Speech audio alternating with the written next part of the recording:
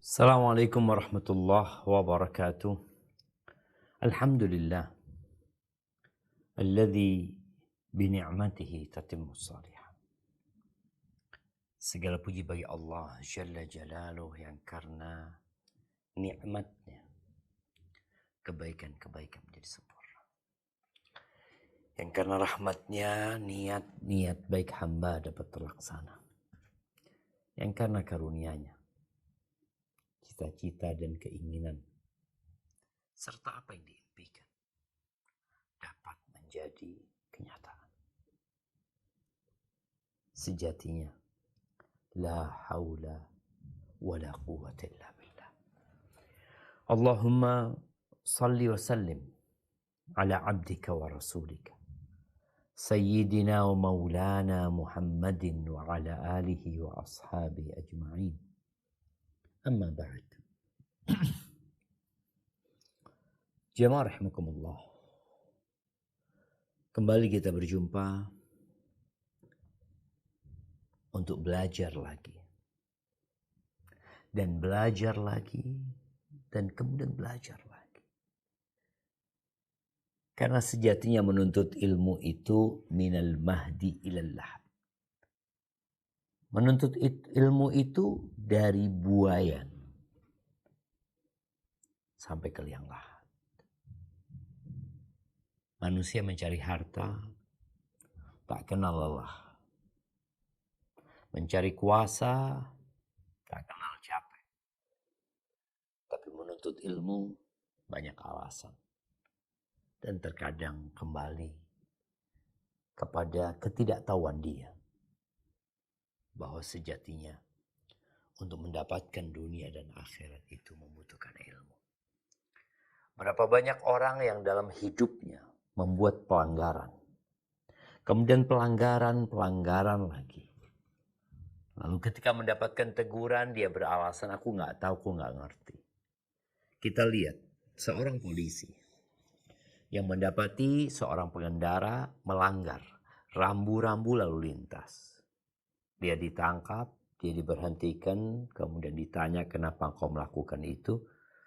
Jawab dia, aku gak tahu. Aku gak ngerti, aku gak paham. Kalau engkau gak ngerti, jangan berkendara. Banyak di antara kita yang tidak mengerti rambu-rambu kehidupan. Maka jangan hidup. Ketika engkau mau hidup dan mau melanjutkan perjalanan hidupmu, maka engkau harus belajar tentang rambu-rambu kehidupan. Sehingga engkau punya SIM, surat izin mengemudi. Kemana engkau sejatinya akan pergi. Ahibati fillah, mahram. Ya, mahram ini dulu banyak orang yang menyebutnya muhrim. Karena sudah terbiasa ucapan muhrim, akhirnya menjadi sesuatu yang lumrah gitu. Mana muhrim? Kok nggak sama muhrimmu? Padahal muhrim itu artinya orang yang sedang berihram. Menggunakan ihram, masuk untuk melaksanakan ibadah umrah atau haji disebut muhrim. Orang yang mati dalam kondisi muhrim, maka dia akan dibangkitkan pada hari kiamat dalam kondisi bertalbiyah kelak pada hari kiamat. Sehingga orang yang muhrim itu ada larangan-larangan yang tidak boleh dia lakukan pada saat dia berihram. Adapun mahram pada hakikatnya sebutan untuk seseorang yang diharamkan untuk dinikahi. Mahram itu sebutan untuk seseorang yang haram untuk dinikahi. Kenapa ada mahram dalam Islam? Kenapa ada orang-orang yang tidak boleh menikah di antara mereka? Itulah Islam. Satu-satunya agama yang benar. Itulah Islam yang datang untuk menyempurnakan maslahat untuk manusia. Itulah Islam yang hadir untuk membimbing umat manusia menuju kepada kesuksesan di dunia dan di akhirat. Tahu gitu loh. Atau nggak mau tahu. Jamaah, hidup ini adalah ujian dari Allah Azza wa Jal untuk menguji siapa di antara kita yang paling baik amalannya. Bukan yang paling kaya, bukan yang paling sukses dalam dunianya, bukan yang paling tampan, bukan yang paling cantik, bukan yang paling hebat main bola, atau hebat bermain dari banyak bentuk permainan di muka bumi ini. Yang kita lihat manusia mengadakan lomba, turnamen ya, untuk mendapatkan yang terbaik. Tapi bukan dalam kehidupan, dalam permainan. Liyabluwakum ayyukum ahsanu amala. Allah menciptakan kematian dan kehidupan untuk menguji siapa di antara kalian yang paling baik amalannya. Mukmin. Wa jannatul kafir. Nah, orang-orang beriman ketika hendak melangkah, dia mendapati ada banyak rintangan, banyak kata nggak boleh, banyak kata tidak diperbolehkan dalam agama.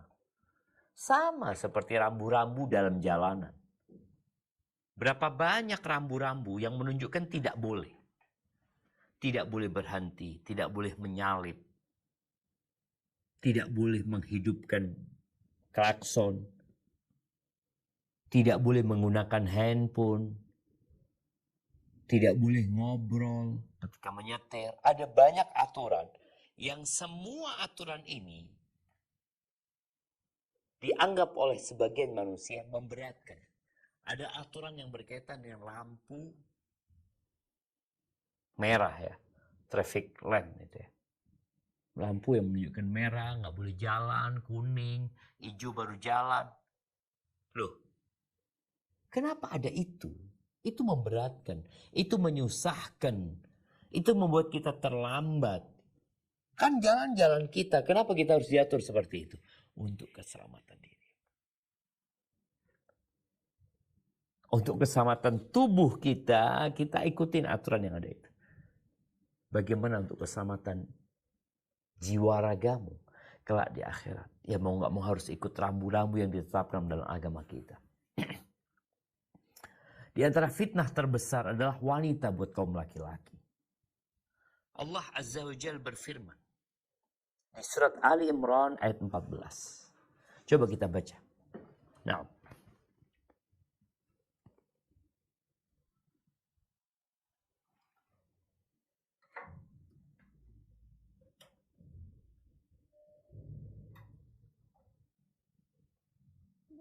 أعوذ بالله من الشيطان الرجيم بسم الله الرحمن الرحيم زين للناس حب الشهوات من النساء والبنين والقناطير المقنطرة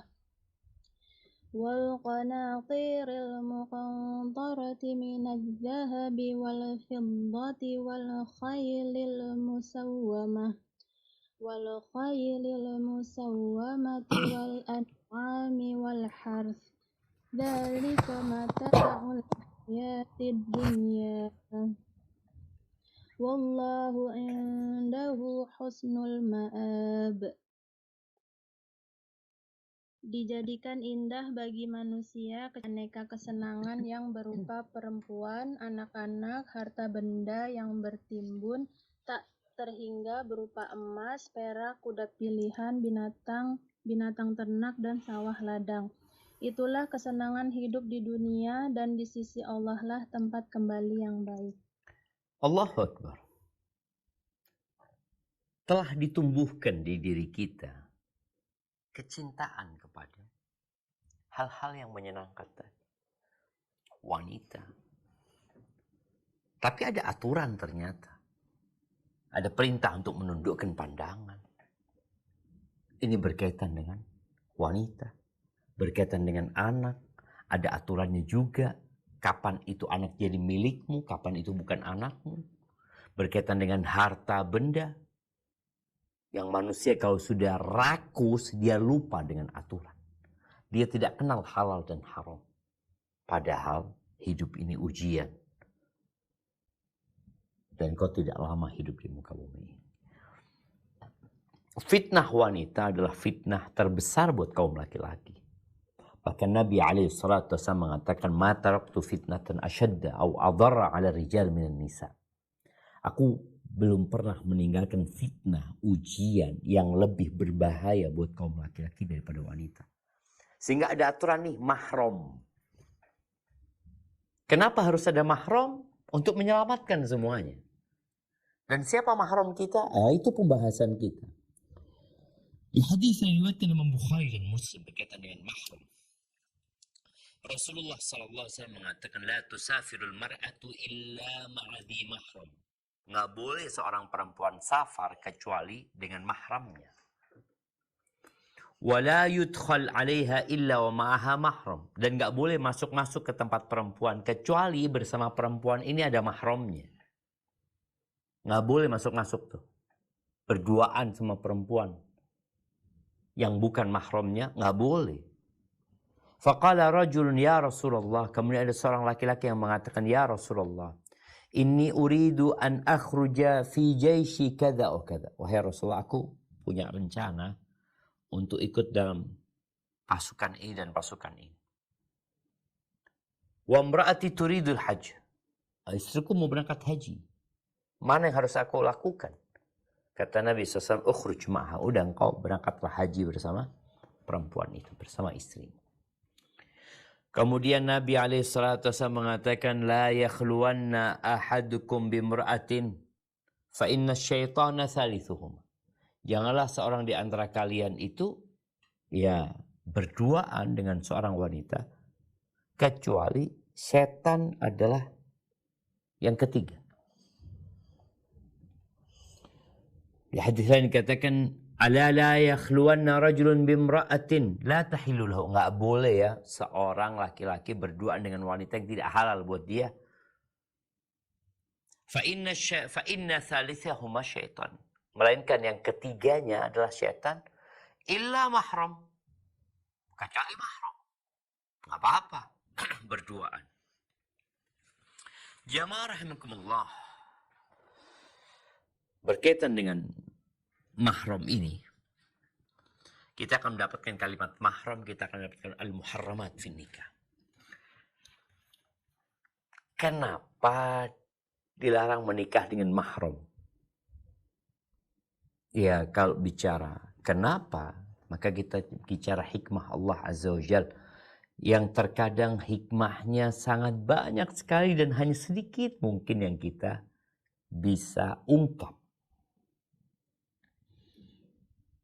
Di antara yang disebutkan para ulama adalah menjaga kehormatan, menjaga kemuliaan, di mana seorang anak memuliakan emaknya. Gak mungkinlah dia menikah sama emaknya, kakak adiknya. Telah ditanamkan di diri mereka sejatinya, mereka adalah orang-orang terhormat.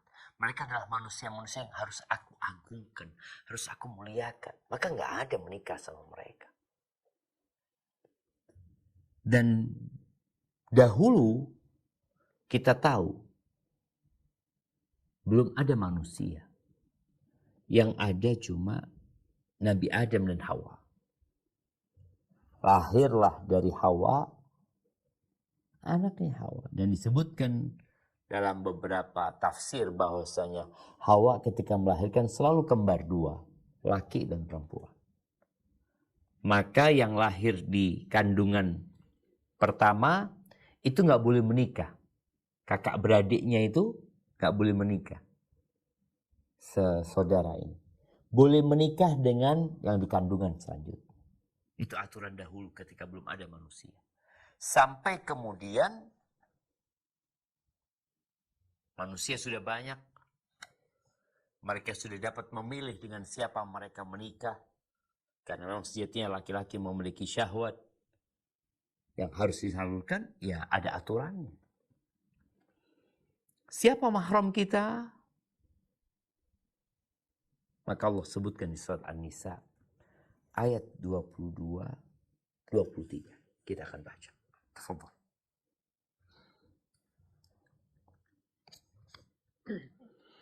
Bismillahirrahmanirrahim. ولا تنكحوا ما نكح آباؤكم من النساء إلا ما قد سلف إنه كان فاحشة ومقتا وساء سبيلا.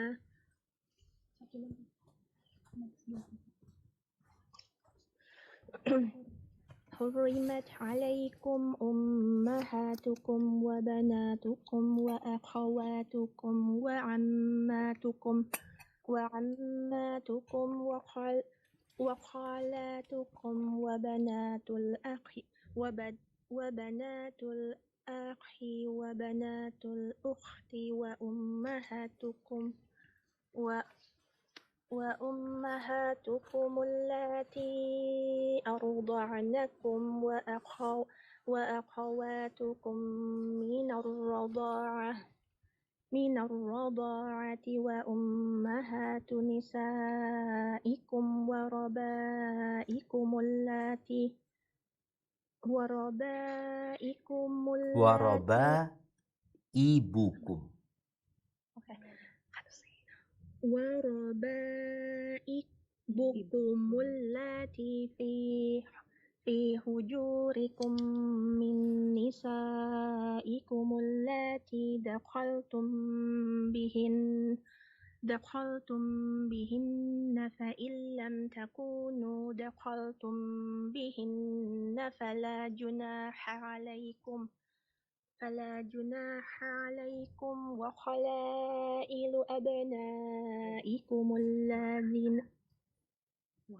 وحلائل أبنائكم الذين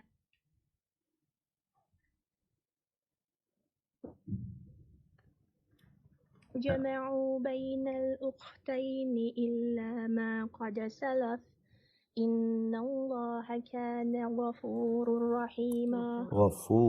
رحيما. Jelaskan di sini bahwa istri ayah adalah mahram, nggak boleh dinikahi. Karena di masa jahiliyah boleh anak itu menikahi istri bapaknya.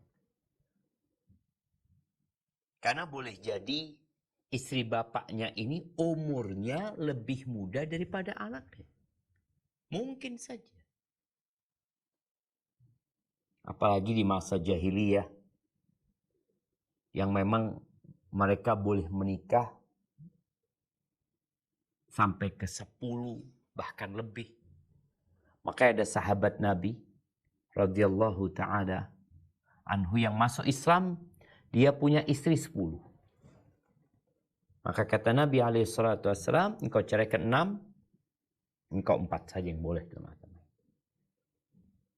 Nah, dulu di masa jahiliyah tadi, orang itu nikah sama istri bapaknya. Dia istri bapaknya cantik mungkin, baik lagi. Bahkan disebutkan ada seorang yang datang kepada Nabi SAW, ya, seorang wanita ini. Istrinya Abu Qais. Ketika Abu Qais meninggal dunia, anaknya Qais datang melamar istri bapaknya. Sering diungkapkan istri bapak itu ibu tiri. Padahal itu istri bapak. Diungkapkan ibu tiri. Ketika anak ini melamar ibu tirinya tadi, maka ibu tirinya ngomong, aku gimana mau nikah sama engkau? Aku anggap engkau itu anak gitu. Aku menganggap dirimu adalah anak gitu. Akhirnya sang ibu ini atau sang mantan istri bapaknya ini berangkatlah menjumpai Nabi SAW. Dia menyampaikan bahwa suaminya meninggal dunia dan putra suaminya datang melamar dirinya. Nabi SAW tidak memberikan jawaban. Beliau menyuruh perempuan itu pulang. Kemudian turunlah firman Allah yang baru saja kita baca. Di surat An-Nisa ayat 22. Bahwasanya kalian jangan menikahi yang dinikahi oleh bapak-bapak. Kecuali yang sudah pernah terjadi, sudah selesai. Tapi hukum ini berlaku untuk yang selanjutnya. Nggak berlaku mundur. Untuk yang selanjutnya itu yang selesai. Yang sudah pernah terjadi, yang nggak dianggap dosa. Tapi yang untuk selanjutnya nggak boleh. Illa ma qad salaf. Innahu kana fahisha. Itu perbuatan fahisha. Perbuatan yang dibenci. Jalan yang buruk. Orang banyak wanita kok nikahin istri bapak. Ini menunjukkan bahwa termasuk mahram. Dan Abdullah bin Abbas radhiyallahu anhu meriwayatkan ya, bahwasanya ahlul jahiliyah, orang-orang di masa jahiliyah itu mengharamkan semua yang diharamkan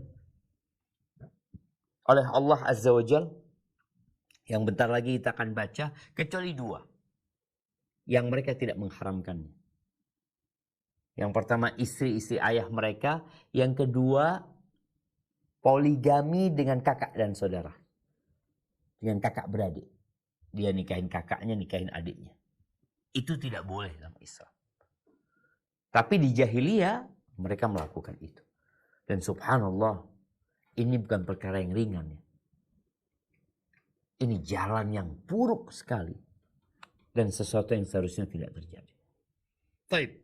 Kemudian apa saja atau siapa saja yang jadi mahram kita?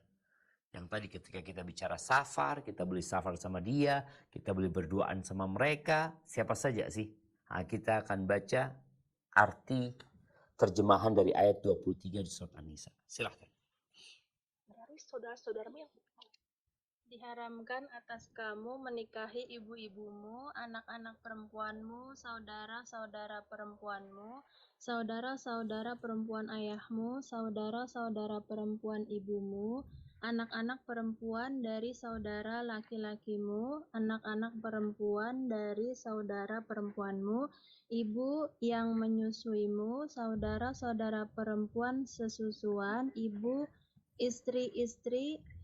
istri-istrimu atau mertua, anak-anak perempuan dari istrimu atau anak tiri yang dalam pemeliharaanmu, dan istri yang telah kamu campuri. Tetapi jika kamu belum bercampur dengan istrimu itu dan sudah kamu ceraikan, tidak berdosa bagimu menikahinya, dan diharamkan bagimu istri-istri anak kandungmu atau menantu, dan diharamkan pula mengumpulkan dalam pernikahan dua perempuan yang bersaudara, kecuali kejadian pada masa yang telah lampau. Sesungguhnya Allah adalah Maha Pengampun lagi Maha Penyayang. Barakallahu fiik. Ahibati fillah, di ayat yang baru saja kita baca, Allah menjelaskan siapa yang tidak boleh dinikahin. Kita akan mulai dari yang pertama. Sebentar.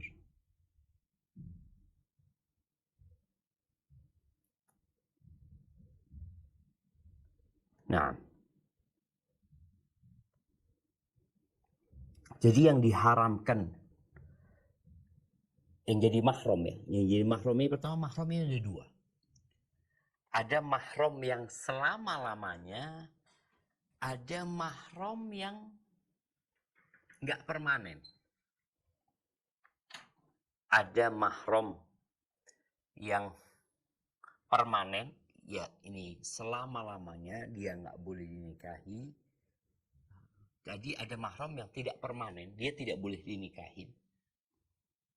Dan mahram yang tidak permanen ini tidak bisa dijadikan, tetap tidak boleh berduaan dengan dia. Tetap tidak boleh safar dengan dia. Itu untuk mahram yang tidak permanen. Adapun mahram yang permanen,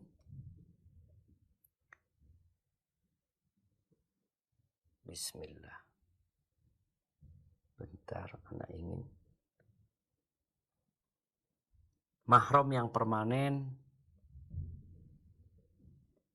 yang pertama disebutkan di ayat yang baru saja kita baca adalah ummahatikum atau ummahatukum. Hurrimat alaikum ummahatukum.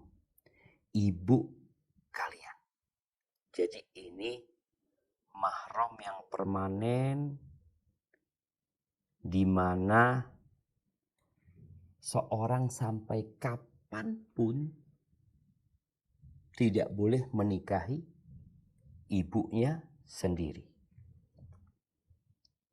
Jadi ini mahram karena nasab. Jadi ada mahram karena nasab, ada mahram karena pernikahan, ada mahram karena susuan. Yang kita bahas pertama adalah mahram yang karena nasab. Nah, mahram yang karena nasab ini disebutkan ada 7. Seperti yang kita baca di ayat ini. Kita hanya ingin mendetailkan ya. Mahram yang nasab itu yang pertama adalah ibu dan ke atas. Ibu ke atas ini berarti ibu, ibunya ibu, ibunya ibunya ibu. Pokoknya ke atas itu semua mahram. Kakek neneknya adalah mahram. Ibu neneknya adalah mahram. Kemudian Allah sebutkan setelah ummahatukum wa banatukum. Anak-anak perempuan kalian. Sampai terus ke bawah. Jadi kalau bicara terus ke bawah, ya cucu, cicit perempuan. Ini yang kita bicara laki-laki ya. Ini ibunya. Kemudian neneknya ke atas sana. Yang kedua adalah putrinya dan yang ke bawah. Putrinya dia, putri anaknya dia, itu jadi putri. Pokoknya ke bawah sampai cicit itu adalah mahram. Kemudian yang ketiga adalah saudari. Allah sebutkan wa akhawatukum. Saudari-saudari kalian. Jadi kalau bicara saudari ini, maka di tiga sisi saudari. Disebutkan saudari kandung, atau saudari seibu, atau saudari sebapak. Pokoknya saudarimu. Ini yang kita bicara diharamkan karena nasab ya. Saudari-saudarimu. Saudari sekandung, saudari sebapak atau saudari seibu. Baik. Kemudian Allah sebutkan itu yang ketiga. Yang keempat wa ammatukum. Amma ini adalah bibi tapi dari ayah. Di bahasa Arab itu dibedakan. Anda nggak tahu di bahasa Indonesia kayaknya enggak ya. Jadi bibi dari ayah. Baik ini bibi kandung atau nggak kandung. Tadi sebapak atau seayah atau seibu. Bibi dari jalur ayah. Kemudian yang kelima ya, wa khalatukum. Bibi dari jalur ibu. Baik itu bibi kandung atau tidak kandung. Udah 5. Yang keenam, wa banatul akhi. Keponakan. Anaknya saudara laki-laki. Anaknya putrinya saudara laki-laki. Walaupun ke bawah. Jadi kalau kita punya keponakan, kemudian keponakan ini menikah, punya anak, maka anak keponakan kita mahram sama anak mahram. Kemudian punya anak nikah lagi, ya. Orang nyebutnya apa ya? Cicit keponakan umpamanya, atau cucu keponakan. Itu mahram. Kemudian yang ketujuh, wabanatu al-ukhti. Ini yang ketujuh. Jadi putri-putri saudara perempuan itu mahram. Baik, kita ulangin ya. Jadi mahram yang karena nasab itu ada 7.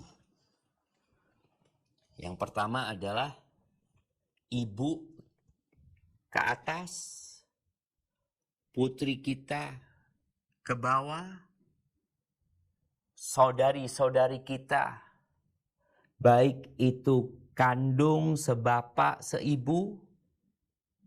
Kemudian yang keempat adalah bibi dari jalur ayah, baik kandung atau tidak.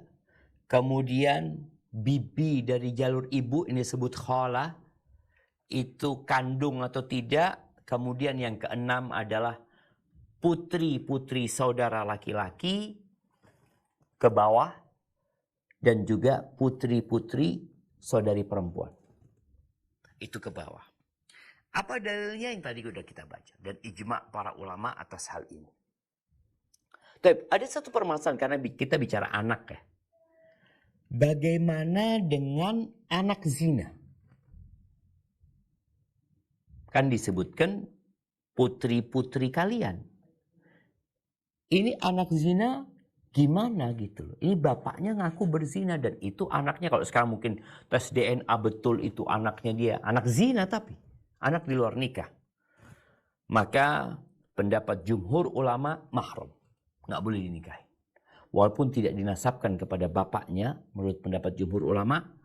Tapi tetap dia adalah mahram buat sang bapak. Ini bicara tambahan ya.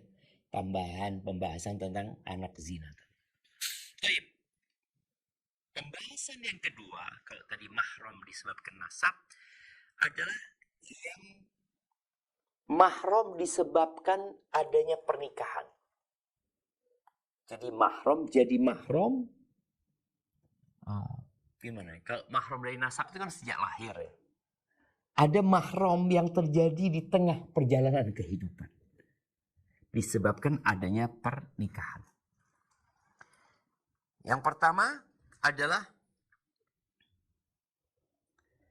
wa ummahatu nisaikum. Di ayat yang tadi kita baca juga sama.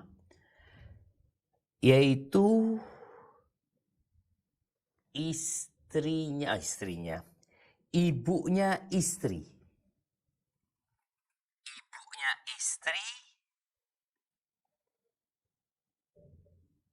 setelah sang suami ini ngumpulin putrinya.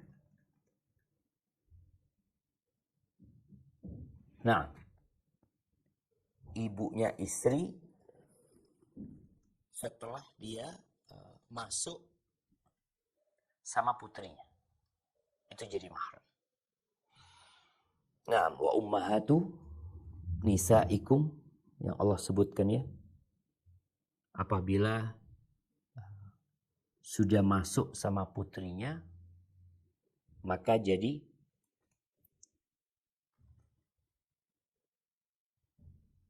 mahram. Bagaimana kalau belum masuk? Kalau sudah kumpul sama putrinya, ibunya jadi mahram. Bagaimana kalau belum masuk dengan putrinya ini?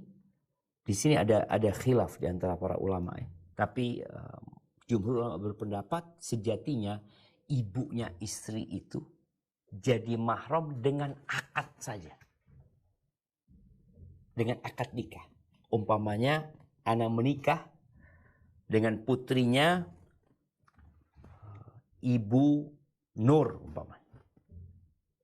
Ana baru akad nikah, qabiltu nikaha wa tazwibil mahril madhkur, sudah akad nikah, subhanallah putrinya meninggal dunia. Apakah ana boleh nikah sama ibu yang janda ini, Pak? Nggak boleh.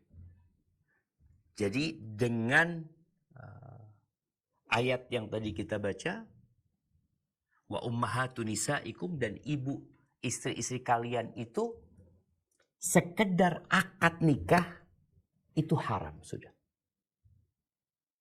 Nggak boleh menikahi ibunya. Walaupun tadi putrinya meninggal dunia, ana belum kumpul sama perempuan itu. Dia meninggal dunia.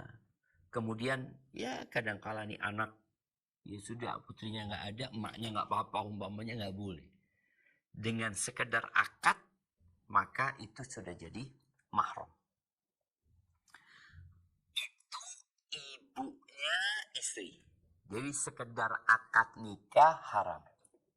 Kemudian juga yang kedua, yang mahram karena pernikahan adalah putrinya istri. Putrinya istri. Ini secara sepakat 4 mazhab itu berpendapat kalau putrinya istri itu baru haram kalau sang laki-laki ini ngumpulin emaknya, ngumpulin istrinya. Mamanya ana tadi Ibu Nur, mamanya ana menikah sama janda Ibu Nur, punya anak namanya Aisyah. Ana menikah sama Ibu Nur, kalau ana masuk ngumpulin Ibu Nur, sepakat putrinya jadi haram buat ana, mahram. Baik putrinya ini dirawat di rumah ibunya atau dirawat di tempat bapaknya atau sama orang lain. Ini pendapat jumhur ulama secara sepakat itu mahram. Kalau ana belum kumpul sekedar akad nikah sama ibunya, ana akad nikah sama ibunya, kemudian kok ana nggak tertarik sama ibunya, lebih tertarik sama anaknya, boleh nggak menikah anaknya? Kalau sudah kumpul sama emaknya nggak boleh, tapi kalau belum kumpul sama emaknya diperbolehkan. Karena Allah menyebutkan di ayat yang tadi kita baca, wanisa warabaibukumul lati fi hujurikum min nisaikumul lati dakhaltum bihinna. Dari istri-istri kalian sudah masuk. Tapi kalau belum ngumpulin, belum dukhul, maka masih boleh menikahi putrinya. Ini pembahasan yang agak detail yang berkaitan dengan anaknya istri. Tadi kalau ibunya istri itu jadi mahram sekedar akad. Kalau anaknya istri jadi mahram kalau sudah dukhul sama ibunya ini. Baik, kemudian yang ketiga, ingat yang anaknya istri. Astagfirullah, bukan anaknya istri. Yang ketiga, istrinya anak. Istrinya anak. Allah nyebutkan di surat An-Nisa juga ayat 23 tadi, wa halailu abnaikumul ladzina min aslabikum. Ibunya istri dengan sekedar akad, anaknya istri jadi mahram kalau sudah dukhul sama emaknya. Yang ketiga, istrinya anak kita. Anak punya anak, dia punya istri. Kemudian anak-anak meninggal atau anak-anak menceraikan istrinya, apakah boleh anak menikah dengan mantan istrinya anak-anak? Nggak boleh. Itu termasuk mahram. Mahram yang selamanya. Ini kita bicara mahram yang selamanya. Jadi istrinya anak itu mahram asalkan anaknya ini anak kandung. Karena dulu di masa jahiliyah, istrinya anak angkat pun mahram. Rasulullah SAW menikah dengan istrinya Zaid bin Harithah. Zaid bin Harithah ini dahulu disebut Zaid bin Muhammad. Zaid bin Muhammad. Sehingga ketika datang Islam nggak ada lagi pengangkatan anak gitu. Zaid ya bin Harithah. Untuk menghilangkan budaya itu secara total, subhanallah ya. Allah Azza wa Jalla menyuruh Nabi SAW menikahi istrinya Zaid. Dan ini menurut orang Arab masa itu ini dosa besar, ini gimana menikahi istrinya anak. Karena itu Allah sebutkan yang mahram itu adalah wahalailu abnaikumul ladzina min aslabikum. Istri-istri anak kandung kalian. Kalau anak angkat enggak. Baik. Kemudian yang keempat, yang di ayat yang tadi kita baca di ayat 22, yang diharamkan karena faktor pernikahan adalah istrinya ayah. Istrinya ayah.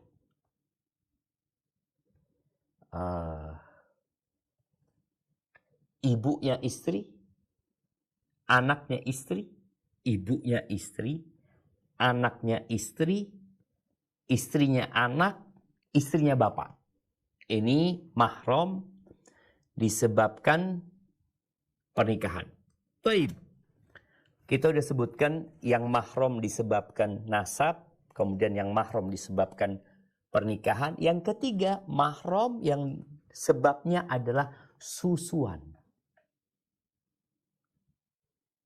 Maka ya Allah sebutkan di ayat tadi, wa ummahatukum allati arda'nakum, dan ibu-ibu kalian yang menyusui kalian, wa akhwatukum minar radha'ah, dan saudara-saudara atau saudari-saudari sesusuan.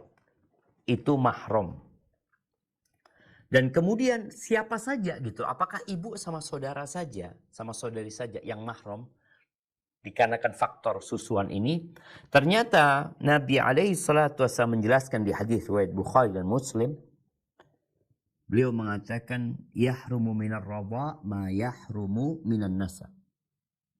Diharamkan dari susuan seperti diharamkan dari nasab. Jadi kalau seperti diharamkan dari nasab, maka yang 7 tadi yang kita bahas karena nasab itu juga haram karena faktor susuan. Berarti ibu susu haram, anak susu haram, saudari susu haram, putrinya saudari susu haram, bibi susu dari ayah haram, bibi susu dari halah, dari apa? Dari saudarinya ibu itu haram. Ibu istri, ibu istri susuan, ibu istrinya ini haram. Putrinya, putri istrinya itu haram. Ini bicara yang susuan karena mahram ya.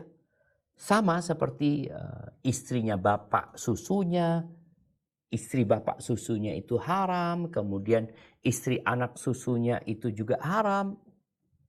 Ini berkaitan dengan yang diharamkan, yang mahram karena nasab. Karena susuan. Tapi kemudian yang diharamkan, ada satu tambahan ya, yang tidak disebutkan di ayat yang tadi kita baca sebenarnya. Ini berkaitan dengan sebabnya li'an. Ketika seorang melaknat istrinya berzina, itu istrinya haram selama-lamanya. Nggak bisa lagi rujuk dia kepada istrinya. Adapun yang haram tidak permanen, artinya mahram diharamkan kita menikahi tapi tidak permanen. Hanya sementara yang pertama adalah istrinya orang. Loh, saat masa dibahas juga? Iya. Kalau kita baca di ayat 24 dari surat An-Nisa, itu Allah sebutkan di selanjutnya, wal muhsanatu minan nisa illa ma malakat aimanukum. Sebutkan. Dan istri-istri orang yang sudah perempuan-perempuan yang punya suami itu haram. Nggak boleh kita menikahin dia. Kemudian yang haram juga perempuan yang sedang dalam masa iddah. Itu nggak boleh. Itu mahram. Artinya diharamkan kita untuk menikahinya sampai iddahnya selesai. Kemudian ia termasuk haram adalah mengumpulkan kakak beradik. Jadi ketika Ana menikah dengan istri Ana, kakaknya haram buat Ana untuk dipoligami, digabungkan. Tapi bukan mahram yang kita boleh kumpul berduaan sama dia, enggak. Begitu pula mengumpulkan keponakan sama amatinya. Ana nikah sama istri Ana, dia punya amati, Ana nggak boleh mengumpulkan. Itu mahram yang muakkad, yakni mahram yang tidak permanen ya. Apa istilah tidak permanen itu? Temporer ya, yang temporer seperti itu. Baik, kemudian terakhir jemaah, apa yang boleh dilihat oleh mahram? Setelah kita tahu mahram itu siapa, ingat kita sekarang apa yang boleh terlihat oleh mahram ini? Oleh mahram yang permanen, yang selama-lamanya. Allah berfirman di surat An-Nur ayat 31, coba kita baca. Nah, A'udzu billahi minasyaitonir rajim. وقل للمؤمنات يغضضن من أبصارهن ويحفظن فروجهن ولا يبدين زينتهن إلا ما ظهر منها وليضربن بخمورهن على جيوبهن ولا يبدين زينتهن إلا لبعولتهن أو آبائهن أو آباء بعولتهن أو آبائهن أو آباء بعولتهن أو أبنائهن أو أبناء بعولتهن أو إخوانهن أو أبنائهن أو أبناء بعولتهن أو إخوانهن أو بني إخوانهن أو بني أخواتهن أو بني إخوانهن أو بني أخواتهن أو نسائهن أو ما ملكت أيمانهم أو التابعين غير أولي الإربة من الرجال أو الطفل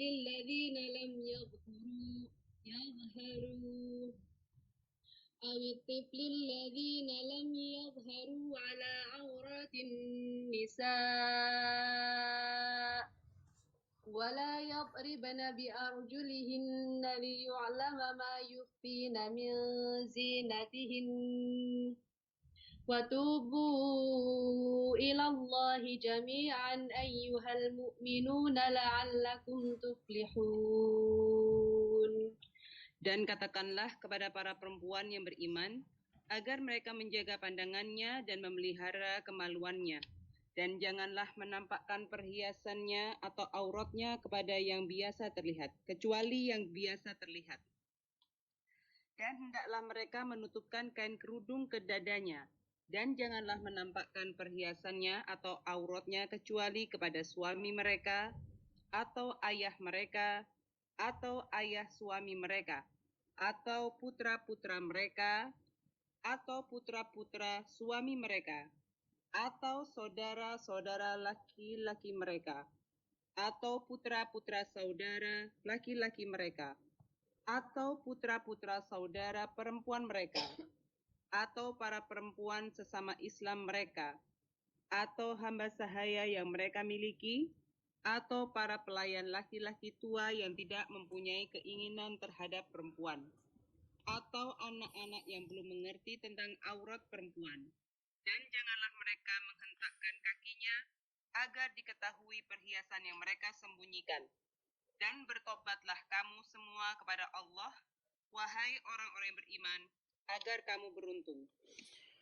Barakallahu fiik. Di sini juga ada penyebutan tentang mahram yang berkaitan dengan diperbolehkannya wanita menampakkan auratnya. Aurat di sini Allah sebutkan janganlah mereka menampakkan perhiasan mereka.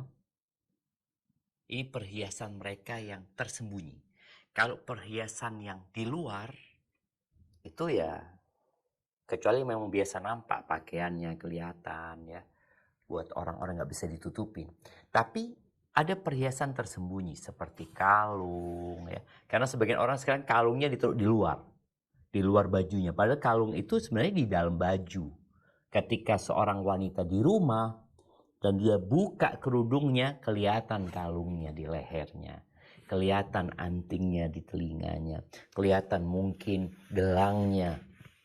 Maka ulama menyebutkan yang boleh nampak dari wanita buat mahramnya adalah yang biasa tampak di rumah.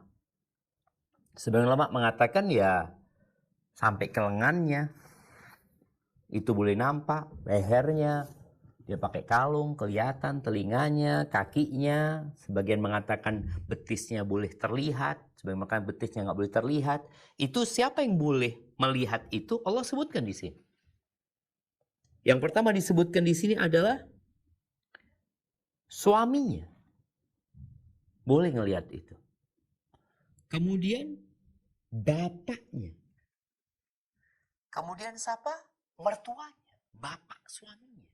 Bukan bapak sambung ya, ingat ini bapaknya. Bapak suaminya atau anaknya. Kemudian atau anak suaminya. Atau saudara-saudaranya atau anak-anak saudaranya. Atau anak-anak saudara perempuan mereka sampai akhir ayat. Ahibati fillah, satu hal yang dibahas oleh para ulama bahwasanya para mahram itu bertingkat-tingkat hubungan kekerabatannya dengan perempuan ini. Dan juga berkaitan dengan fitnah yang mungkin bakal timbul. Maka hendaklah memperhatikan, nggak sama seorang mertua dengan bapak sendiri. Sama-sama mahram. Tapi karena hubungan kedekatannya nggak sama, maka hendaklah para wanita berhati-hati. Ketika dia berpakaian, di hadapan mertua sama di depan bapak, itu perlu ada pertimbangan pakaian apa yang dia pakai. Kemudian juga di depan anaknya sendiri, sama di depan anak suaminya. Itu juga berbeda, walaupun sama-sama mahram, tapi mereka bertingkat-tingkat sehingga terus terang banyaknya terjadi perzinaan, perselingkuhan kadangkala disebabkan kita tidak menjaga aturan ini dalam berpakaian. Kadangkala merasa mahram, dia pakai celana pendek, dia pakai pakaian yang menggoda, nggak boleh. Pakai pakaian yang sopan. Tadi pakai baju yang kadang ada orang pakai baju sampai ketiaknya kelihatan, ya enggak. Pendapat yang roji dan pendapat para ulama adalah pakai pakaian yang sopan tadi yang tidak menimbulkan fitnah. Walaupun di depan mahram-mahram. Tapi itu mungkin yang bisa kita bahas pada kesempatan kali ini. Tapi yang jelas pembahasan kita menjadi ilmu yang harus kita amalkan. Dan semoga dengan seperti itu Allah mengangkat derajat kita karena kita sudah belajar dan kita berusaha untuk mengamalkannya. Hada wa sallallahu ala nabiyyina Muhammadin wa ala alihi wa sahbihi wasallam. Baik, kita masuk ke sesi tanya jawab. Ana kembalikan ke teman-teman. Tafadhal.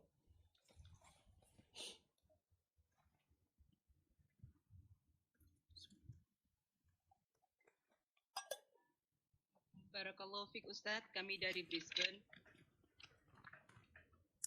Naam, tafadhali. Ya. Ketika ada proses ta'aruf untuk menikah itu Ustadz, apa saja yang boleh terlihat oleh calon suami atau pihak keluarga suami untuk melihat calon istrinya Ustadz? Jazakumullah khairan. Barakallahu fikum.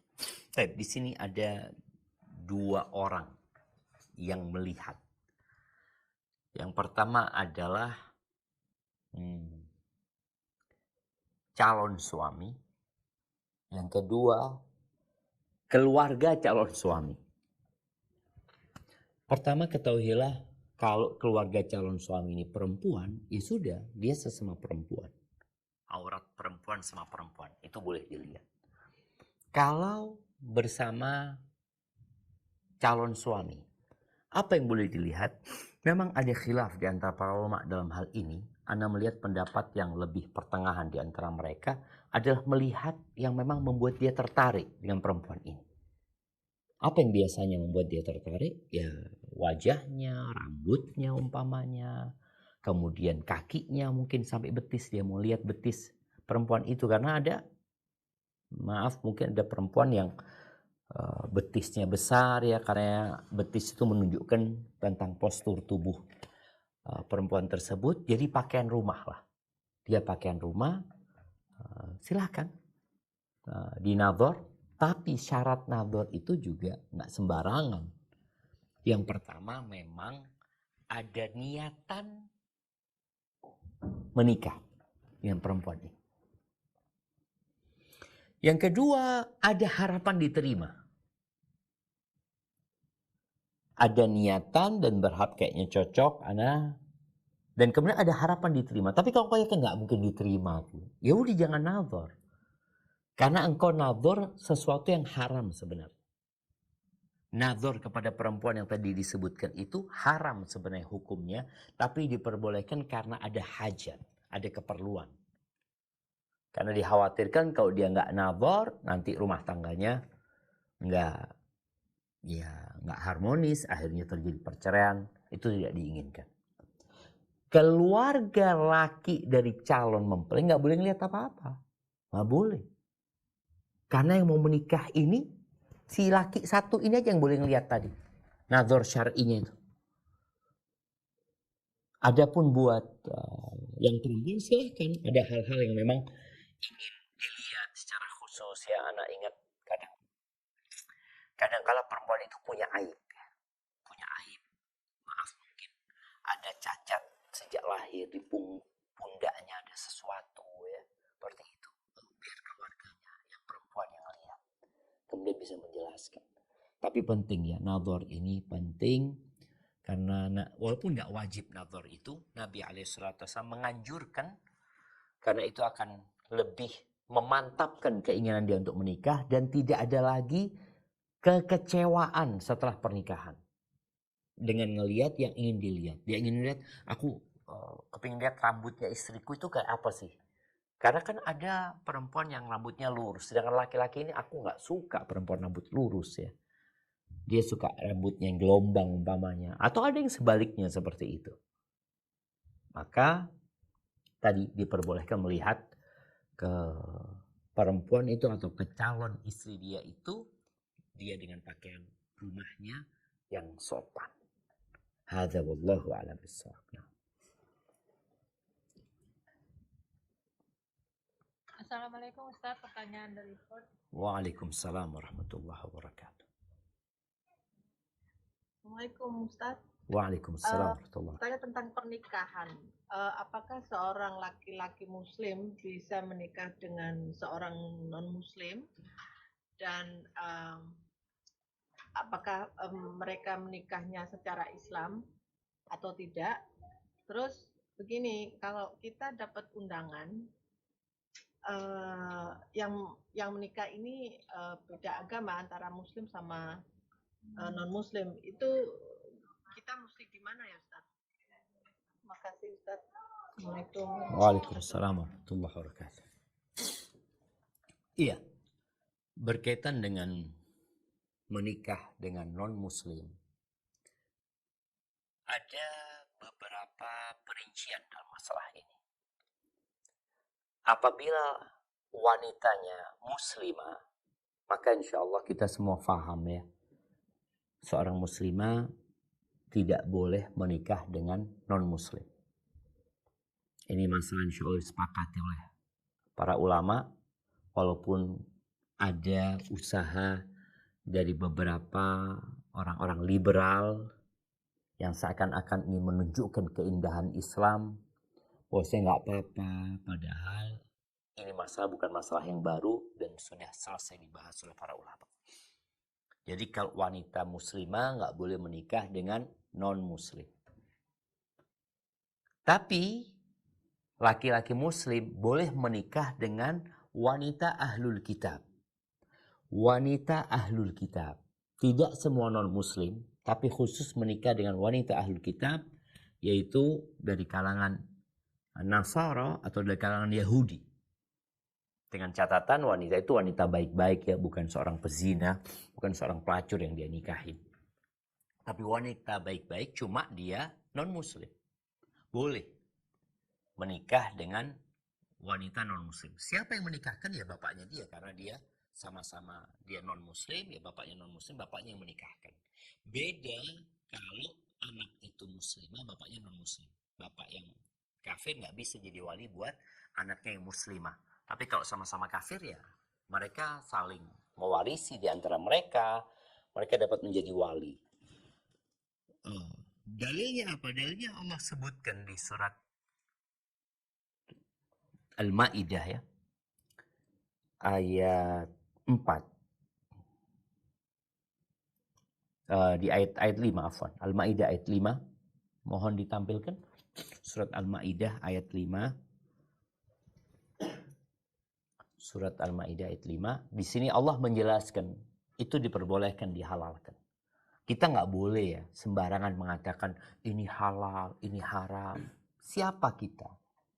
Kita ini hamba. Hendaklah kita mengikuti aturan.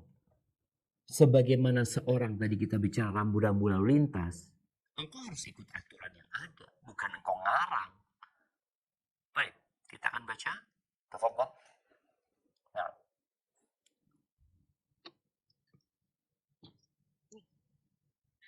اليوم أحل لكم الطيبات وطعام الذين أوتوا الكتاب حل لكم وطعامكم حل لهم والمحصنات من المؤمنات والمحصنات من الذين أوتوا الكتاب من قبلكم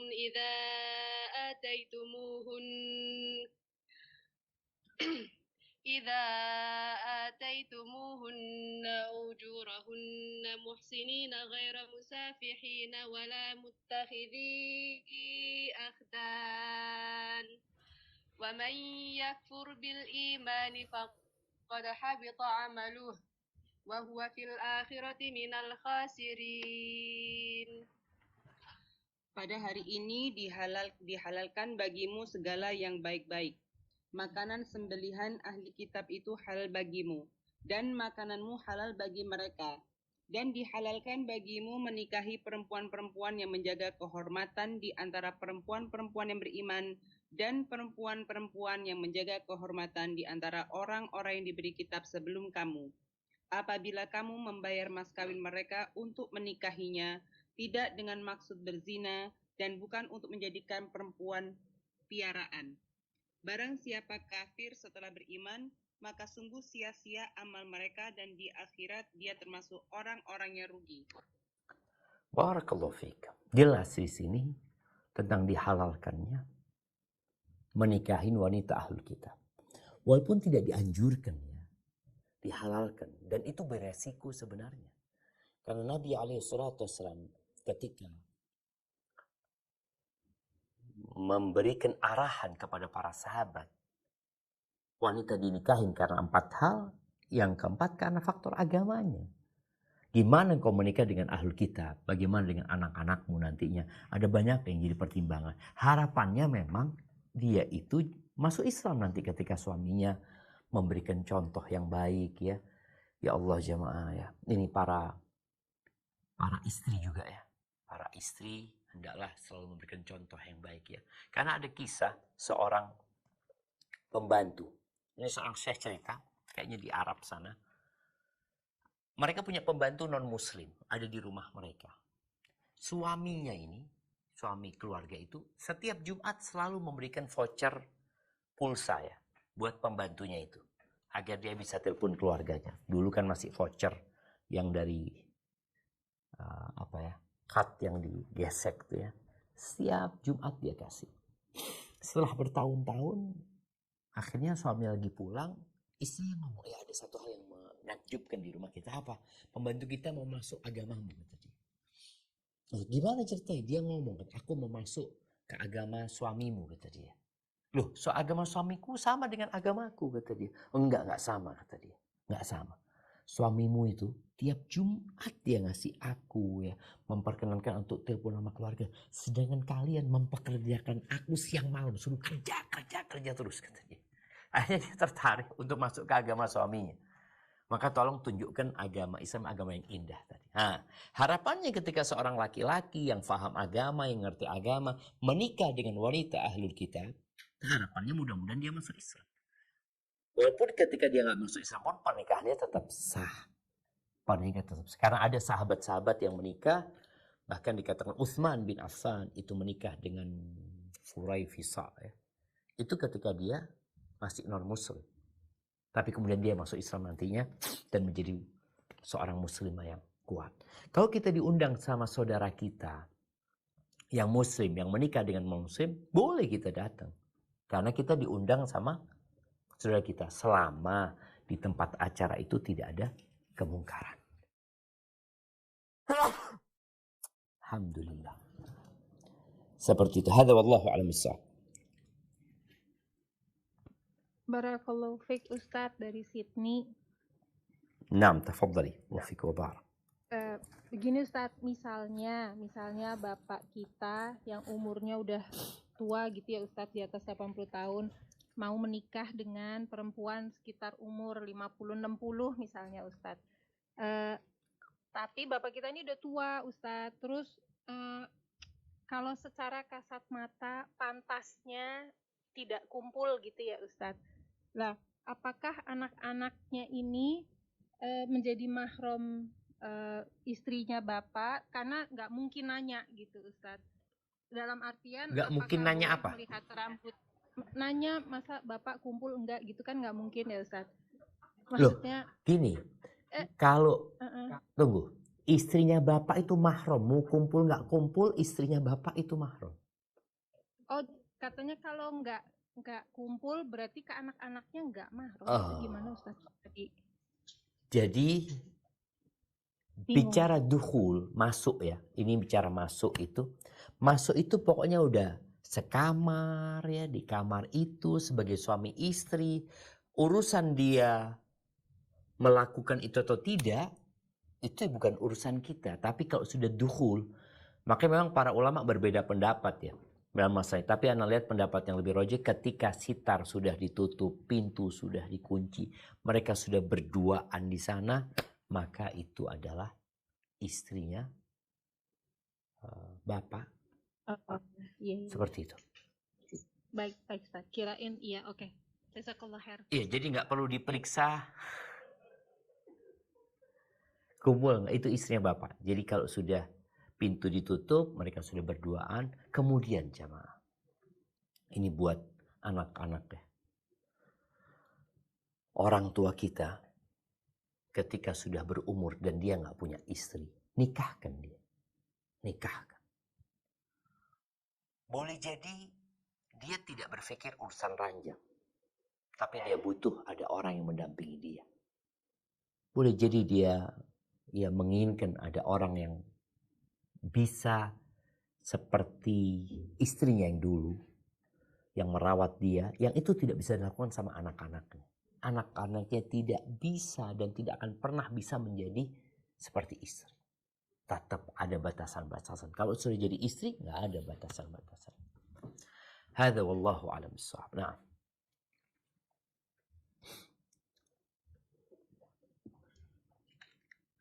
Assalamualaikum warahmatullahi wabarakatuh. Waalaikumsalam warahmatullahi wabarakatuh. Kami dari Al-Ihya di Melbourne. Ada pertanyaan ini Pak Ustadz. Nah, Misalkan ibu saya menikah kedua kalinya, terus apakah istri dari kakak saya itu mahram dan boleh bersalaman atau buka jilbab di depan bapak tiri saya? Bapak sambung kalau gitu ya. Iya, bapak sambung. Iya, yang jadi pertanyaan siapa? Yang boleh Istri buka? dari kakak saya, kakak kandung saya. Istri dari kakak kandung. Nah, Yes. jadi menantunya ibu ya. Iya. Menantunya ibu. Nah, jemaah, seperti yang kita bahas tidak. Jadi bukan mahram. Jadi bapak sambung itu bukan mahram. Bukan itu. Bahasanya kalau kita sebutkan bapak sambung, akhirnya jadi kok kayak bapak ya. Enggak, dia itu adalah suaminya ibu. Apakah suaminya ibu mahram sama menantunya ibu? Enggak. Mereka bukan mahram. Dia mahram sama anak-anaknya ibu, iya. Tapi tidak mahram sama istri-istri mereka. Jadi dia mahram sama anaknya ibu. Bapak itu mahram sama yang bertanya tadi, mahram. Kemudian mahram sama ya anak-anaknya yang lainnya, tapi sama menantu maka tidak mahram. Hadza wallahu a'lam bissawab. Nah.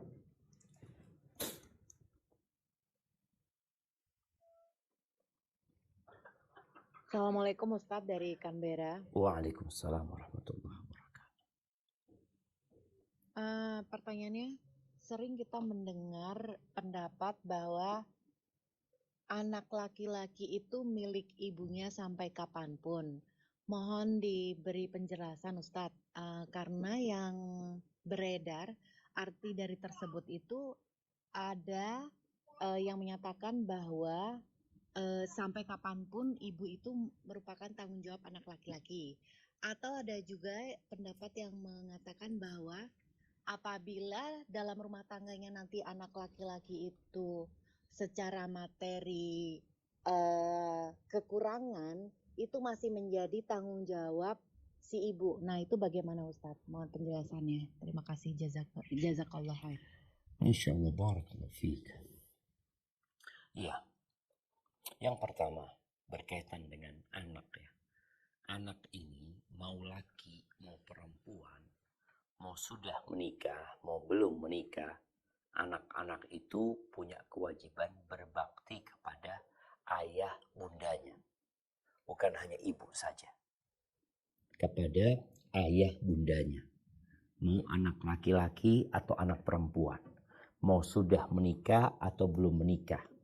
Karena Allah Azza wa Jalla mengatakan wa qadha rabbuka alla ta'budu illa iyyah wa bil walidaini ihsana.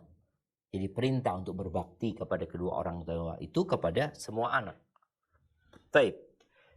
Ketika anak itu menikah, anak laki atau anak perempuan. Kita tahu anak perempuan mau tidak mau surga dan neraka dia adalah suaminya.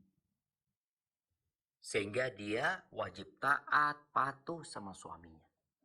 Dia tidak bebas lagi seperti dahulu. Karena dia sudah diserahkan sama ayahnya atau walinya kepada orang lain. Berbeda dengan anak laki-laki. Anak laki-laki ini ketika dia sudah menikah, dia tidak pernah diserah terimakan. Memang Anda lihat ada sedikit budaya, ada tradisi, penyerahan di masyarakat itu. Oh, kami menyerahkan putra kami. Enggak, anak laki-laki itu tidak diserahkan. Enggak ada penyerahan anak laki-laki itu. Makanya ketika kita lihat ada yang namanya ijab qabul. Ijab itu, penyerahan itu dari siapa? Dari pihak perempuan. Dari ayahnya mengatakan aku nikahkan engkau ini. Nah, dari pihak laki-laki mengatakan qabiltu. Aku menerima. Yang kau serahkan itu aku terima. Sedangkan laki-laki nggak diserahkan kepada keluarga itu, nggak ada penyerahan itu. Jadi sampai kapanpun anak laki-laki itu, ya karena memang dia tidak diserahkan, dia bebas. Maksudnya bebas ini, tadi seorang laki-laki bisa diserahkan ke 4 perempuan kalau itu nantinya. Dia boleh nikah 4. Ini serahkan kepada fulan. Enggak, laki-laki itu menerima, tidak diserahkan. Maka kewajiban anak laki-laki itu surga dan nerakanya tetap orang tuanya. Sedangkan istri surga dan nerakanya adalah suaminya. Makanya kalau ada istri yang mengatakan suamiku kalau keluar rumah kok nggak izin sama aku gitu loh. Suamiku kok nggak nurut sama itu, bahasa itu nggak ada. Karena memang ya dialah sebagai pemimpin di sana. Dia kalau izin sama istri mau keluar ya baik ya, tapi bukan sebuah keharusan. Tapi istri wajib izin. Nah, ketika anak laki-laki ini punya harta dan orang tuanya tidak mampu, maka anak laki-laki ini wajib memberikan nafkah kepada ibunya atau ayahnya. Bukan hanya ibu, ayah dan bunda. Anak laki-laki ini wajib memberikan nafkah. Bagaimana dengan anak perempuan? Anak perempuan kalau punya harta, dia juga wajib memberikan nafkah kepada orang tuanya. Kalau dia punya harta dan ibu bapaknya nggak mampu. Karena kewajiban berbakti itu terus berjalan. Momet 4 bersaudara, 3 perempuan 1 laki. Yang laki ini nggak mampu. Jangan ngasih nafkah orang tua, ngasih nafkah istrinya dia juga kurang-kurang. Maka kalau 3 anak perempuan ada yang mampu, maka dia tetap punya kewajiban berbakti sama orang tuanya, memberikan nafkah kepada orang ketika dia punya kemampuan. Ya. Ini bicara punya kemampuan. Ketika tidak mampu ya enggak lah. Sama juga yang laki ketika dia tidak punya kemampuan, ya sudah dia punya kewajiban memberikan nafkah kepada istrinya. Jadi kalau ditanya mana yang lebih utama, memberikan nafkah kepada orang tua, bapak atau kepada istri, lebih wajib kepada istri. Nafkah. Setelah istri diberikan nafkah, engkau punya kelebihan, berikan kepada orang tua. Kenapa? Karena perempuan itu diserahkan kepadamu, engkau jadi tanggung jawab full terhadap perempuan yang jadi istri. Ketika nggak mampu, apakah orang tua wajib membantu? Iya, bapak ibu ini. Kalau ngelihat anak-anaknya nggak mampu, laki sama perempuan sebenarnya, dan dia punya kelebihan harta, maka adalah berbuat baik kepada mereka, membantu mereka. Tapi jangan sampai membantu mereka yang akhirnya memanjakan mereka dan mengantarkan mereka sampai nggak bisa kerja. Itu yang berbahaya. Hada wallahu a'lam bissawab. Nah. Assalamualaikum warahmatullahi wabarakatuh, Ustaz. Waalaikumsalam warahmatullahi wabarakatuh. Nah. Dari KL, Ustaz. Tafadhal.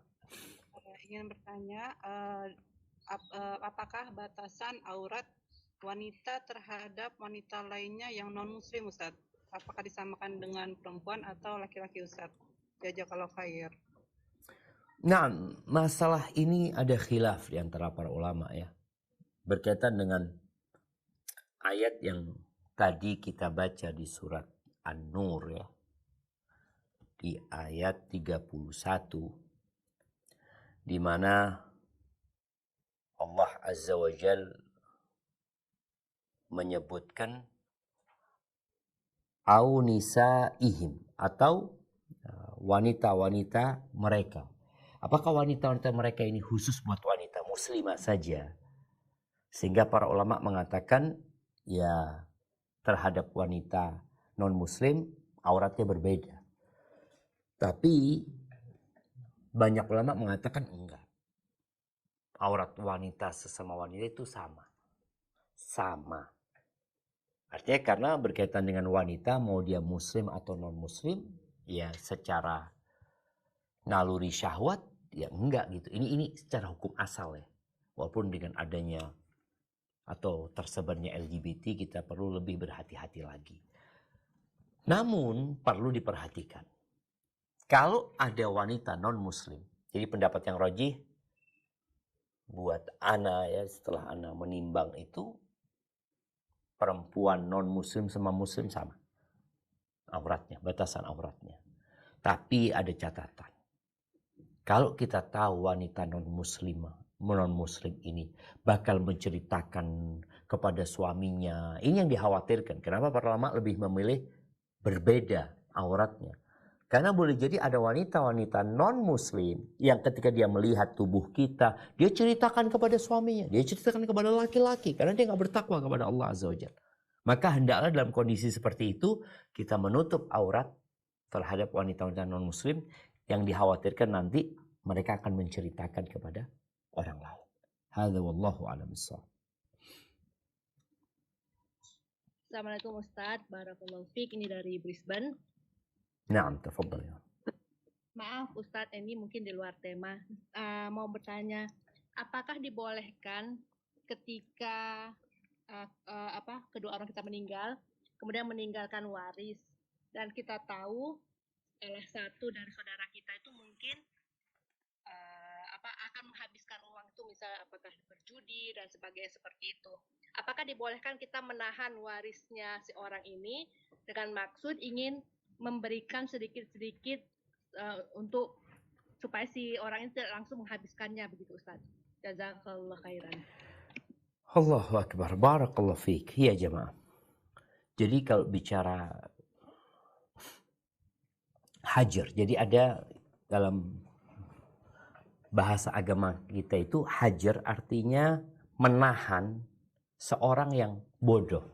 Allah mengatakan wala tu'tus sufaha amwalakum allati ja'alallahu lakum qiyaman warzuquhum fiha.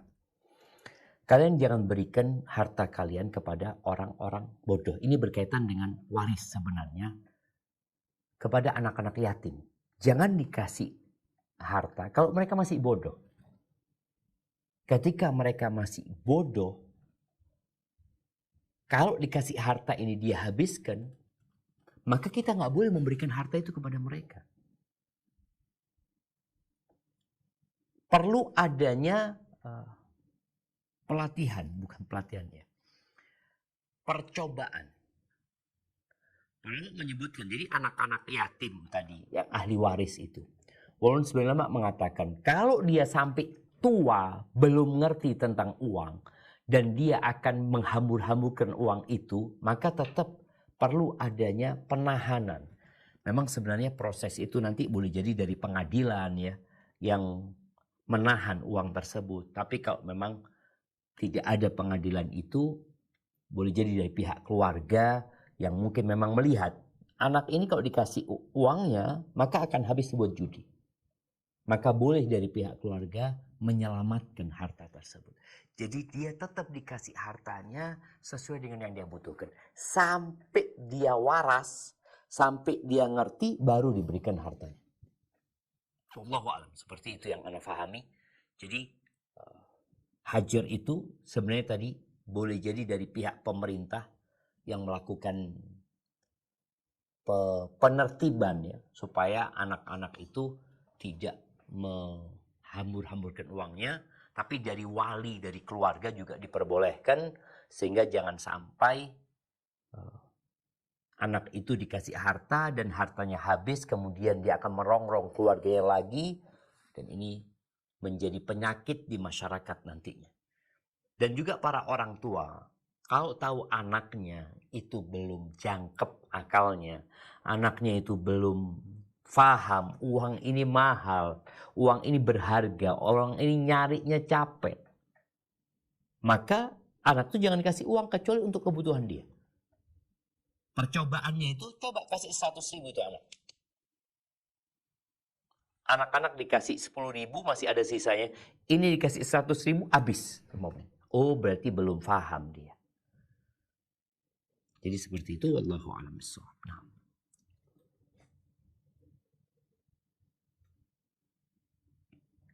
Assalamualaikum Ustaz. Pertanyaan kedua dari Waalaikumsalam warahmatullahi wabarakatuh. Ahlan wa sahlan. Assalamualaikum Ustaz. Waalaikumsalam. Saya mau bertanya, apakah seorang anak, misalnya saya tuh mau mengunjungi keluarga saya yang di Indonesia, yang jadi pertanyaan keluarga saya itu non-muslim, apakah saya bisa mengunjungi mereka ke orang tua saya itu dalam waktu agak lama di rumah orang tua saya? Yang saya khawatirkan itu, kalaulah saya tinggal di rumah orang tua saya mengkhawatirkan kontaminasi dengan barang ataupun gimana gitu. Dan juga lagi satu, sementara saya tinggal di rumah orang tua saya, apakah saya bisa membuka jilbab dengan anak kepada abang ataupun adik-adik saya yang laki-laki, yang non-muslim. Terima kasih Ustaz. Masya Allah, barakallahu fikum. Nah, ahibati fillah, berkaitan dengan berziarah ke tempat orang tua atau keluarga menyambung silaturahim, di antara mereka ada orang-orang yang non-muslim umpamanya, maka jadikan silaturahmi, tetap ada silaturahmi. Dengan harapan orang itu mengenal Islam, dia tahu agama ini agama yang indah ya. Kita tahu bagaimana Umar bin Khattab ya, bagaimana dia terus berbuat baik kepada saudaranya yang masih kafir, dengan harapan memang masuk Islam orang-orang tersebut ya. Jadi kalau bicara ketika kita berada di sana, jadikan keberadaan kita itu bermanfaat gitu untuk mengajak mereka kepada Allah Azza wa Jalla, untuk menunjukkan indahnya Islam. Kemudian mahram tadi kita udah bahas. Mahram yang karena faktor nasab tadi, ya tetap dia mahram walaupun non-muslim. Itu mahram. Walaupun non-muslim. Karena faktornya itu bukan faktor agama, tapi faktor adanya nasab. Saudara, ada seorang perempuan, seorang laki-laki punya saudara perempuan non-muslim umpamanya. Apakah mahram? Mahram dia. Hanya saja tadi sudah dibahas juga bahwasanya ketika kita mau buka kerudung umpamanya, lihat kondisi orang-orang tersebut. Ada hal-hal yang perlu kita tampakkan, yang boleh ditampak. Ada hal-hal yang kayaknya ini akan menimbulkan fitnah buat mereka. Apalagi mereka orang-orang yang ponakan yang non-muslim yang dikhawatirkan dia memahami tidak benar nantinya yang dilakukan oleh bibinya ini umpamanya. Maka hendaklah itu menjadi bahan pertimbangan. Tapi kalau bicara mahram tadi, ya mahram walaupun non-muslim tetap dia mahram. Hanya saja untuk bicara menampakkan diri kita safar sama mereka umpamanya, ada pertimbangan-pertimbangan lain yang perlu dipikirkan sebelum melakukan hal itu. Karena terkadang fitnah yang berbahaya terjadi. Hadza wallahu a'lam bissawab. Nah. Barakallahu fiik Ustadz dari Sydney Ustadz. Naam, tafadhali. Begini Ustadz, ini katanya zaman sekarang ini di sosial media ada orang mendonorkan air susu gitu ya Ustadz.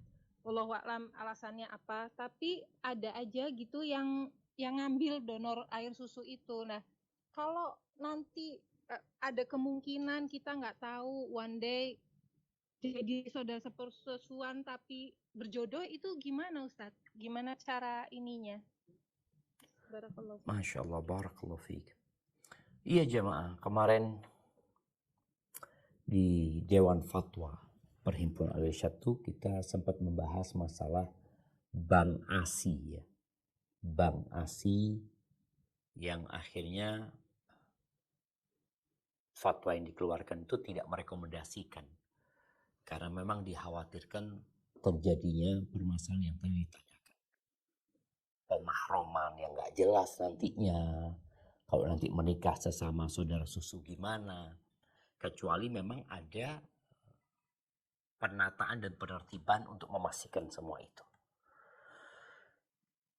Kalau tadi ada yang donor, maka bagaimana supaya kita terhindar? Maka kita jangan ambil itu donor. Kecuali dia mencatat. Yang dapat air susunya ini siapa? Oh, aku kasihkan ke fulan. Dicatat sama dia. Alhamdulillah sekarang mudah sekali untuk mencatat. Dan kita tahu yang menjadi mahram itu kalau 5 kali susuan ya. 5 kali susuan. Maka dicatat sehingga kita bisa tahu. Tapi kalau kita nggak, anak kayaknya ragu soalnya dia juga tidak mencatat. Kita jangan akhirnya ambil air susu yang didonorkan itu, enggak. Karena masih ada pilihan lainnya.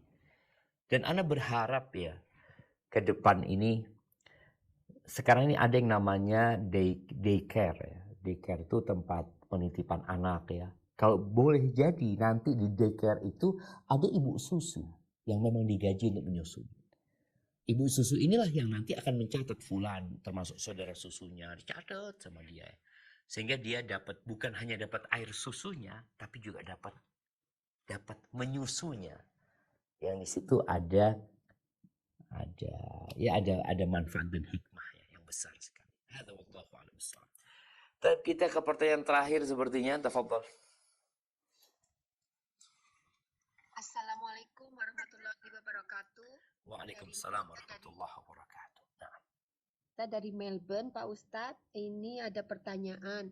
Misalkan kita sedang tidak di rumah, tapi kita habis sholat duhur, kemudian menjelang sholat asar kita belum batal wudhunya.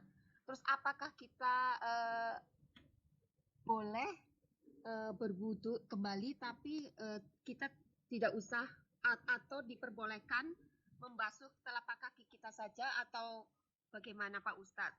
Soalnya di sini tempat berwudhu tuh sangat jarang, susah ditemukan. Begitu. Masya Allah, barakallahu fiik. Masya Allah. Naam jamaah. La yuhafid al-wudu illa mu'min ya. Tidaklah menjaga wudu kecuali seorang yang beriman ya. Dia benar-benar menjaga wudunya supaya sempurna, supaya terjaga. Baik. Bagaimana dengan pertanyaan tadi yang diajukan? Di dalam agama kita disunnahkan memperbaharui wudu. Sahabat bertanya kepada Nabi SAW,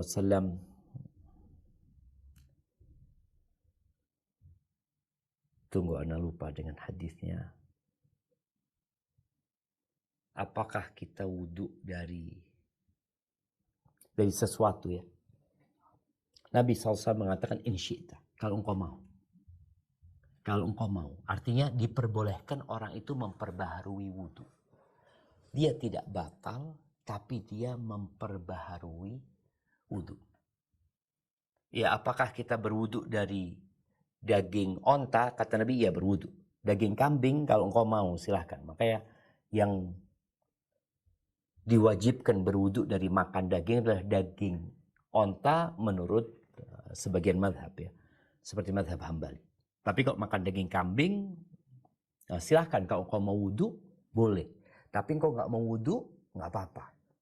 Tapi memang ada anjuran ya, ketika kita makan sesuatu, kemudian apalagi yang berminyak, berlemak ya, manis-manis mungkin di mulut, kemudian kita mau sholat, kita masih suci.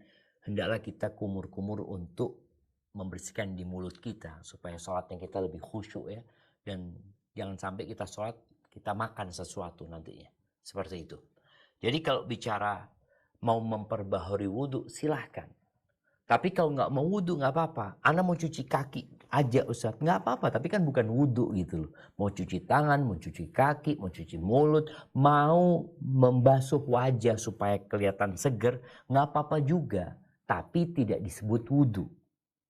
Tapi kalau wudu ya wudu tadi dengan memenuhi syarat dan ketentuannya. Kalau hanya sekedar cuci kaki, cuci tangan, kumur-kumur, itu tidak disebut wudu. Hadza wallahu a'lam bishawab. Itu yang dapat Anda sampaikan, kurang lebihnya mohon maaf. Nah. Siap Kak Evi. Assalamualaikum warahmatullahi wabarakatuh, Ustaz. Waalaikumsalam warahmatullahi wabarakatuh. Nah. Terakhir, begini Ustaz. Wanita diciptakan dari tulang rusuk yang bengkok lelaki. Bagaimana kalau seorang lelaki tersebut menikah dan bercerai 4 kali? Jadi mana yang menjadi tulang rusuknya, Ustaz? Jazakallah khair, Ustaz. Masya Allah, barakallah fiik jemaah. Iya, begini jemaah. Sampai kapanpun perempuan diciptakan dari tulang rusuk yang bengkok. Itu wanita seperti itu. Ada laki-laki yang tidak memahami sifat itu. Dia cari yang lurus. Akhirnya gak akan pernah ketemu gitu loh. Makanya Rasul SAW memberikan arahan kepada laki-laki itu untuk sabar menghadapi wanita-wanita ini. Jadi kalau dikatakan yang salah mana yang laki apa yang perempuan, ya boleh jadi dua-duanya salah. Boleh jadi laki-laki yang salah memilih istri, boleh jadi perempuan yang salah pilih suami gitu loh. Karena dalam agama kita nggak ada pemaksaan dalam pernikahan, nggak boleh dipaksa juga gitu. Jadi ada laki-laki memang yang dia kurang penyabar, ada perempuan yang juga dia lupa kalau suaminya seperti itu. Ada suami yang temperamental, perempuan ini udah tahu. Dan suaminya ini gak mau paham tentang istrinya yang bengkok. Akhirnya ribut terus. Tapi ada yang istri tahu dengan suami yang temperamental sehingga dia bisa meletakkan dirinya rumah tangga suami. Jadi kita gak bisa mengatakan siapa yang salah sebenarnya. Boleh jadi laki-laki itu memang bermasalah. Dia salah pilih istri selama ini karena istri-istri yang dia pilih gak penyabar umpamanya. Dan boleh jadi istri-istrinya yang salah pilih suami kayak gitu yang tidak menerima kekuranganmu. Hadza wallahu a'lam bissawab. Sampai berjumpa kembali. Subhanakallahumma bihamdika asyhadu an la ilaha illa anta astaghfiruka wa atubu ilaik. Assalamualaikum warahmatullahi wabarakatuh.